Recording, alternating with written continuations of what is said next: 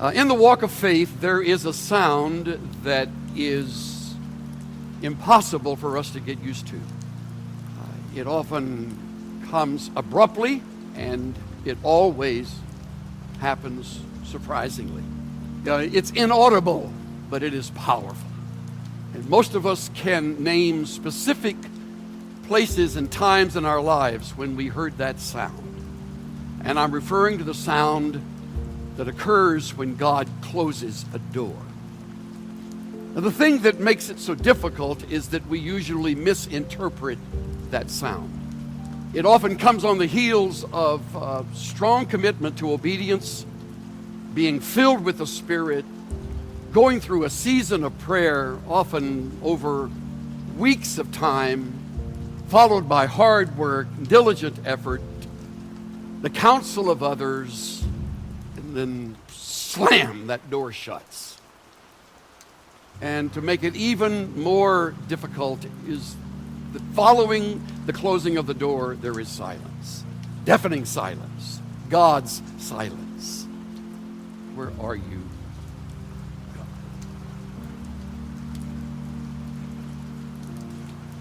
Times like that, we are humbly reminded that He is the potter and we are the clay. He is the master, we are the servant. We say we willingly bow before Him, that He is our God and He is our guide, O great Jehovah. I'm just a pilgrim in a barren land. And I'm moving toward the goal of honoring you and serving you. And now this. To make it even more difficult, God does not tell us why. Certainly not then. God rarely, if ever, explains why.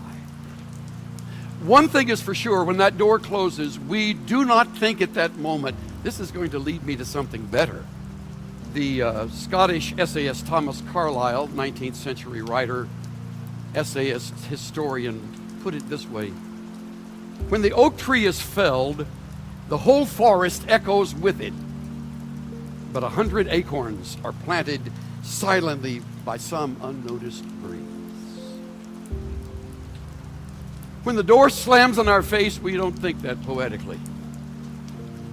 All we can hear is the falling of our oak and the thud as it hits the forest, destroying our dream, our hope, our anticipation. We don't think at that moment that there are some acorns being whisked away and blown to a place that will grow and bear fruit for God's glory through an open door. At a time like this, when a door closes, and some of you have had one close recently, that's when great theology needs to kick in and true great truths come to our rescue. The first truth is that God is sovereign. Daniel 4:35. All the inhabitants of the earth are as nothing, and He does according to His will in the army of heaven and among the inhabitants of the earth, and no one can ward off His hand or say to Him, "What are you doing?" The psalmist put it this way in 115:3. Our God is in the heavens. He does whatever He pleases. Sort of point blank, in your face, I'm in charge.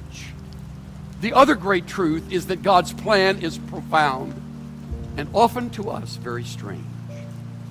Revelation 3:7 tells us He is the one who opens and no one closes. He closes and no one opens.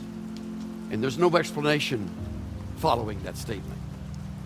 You feel like a failure. You feel like you were poor in planning. You weren't sensitive to the Holy Spirit. None of the above is true. God closed the door. But we're not ready to understand closed doors. We like open doors, especially when we're not told why they closed. Remember, God is sovereign, and God's plan is profound and often so strange.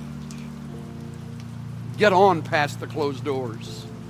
There's something great to be reaped by going to the open ones. Since God is sovereign, He is in full control on both sides of any door. Being in full control, God takes full responsibility for the results. The closing of a good opportunity occurs in order to lead us to an even better one. Not until you walk through the open door and look back, you realize the necessity of the other doors being closed. I have no idea what closed doors you are living with. For all I know, you are going through self-loathing and blame. Or even worse, you may be blaming someone else because a door closed. Because I don't know which one to speak to directly, I speak to all of you and say, let it be. Let the oak fall. Let the acorns scatter. God moves in mysterious ways, his wonders to perform. He plants his footstep on the sea and rides upon the storm.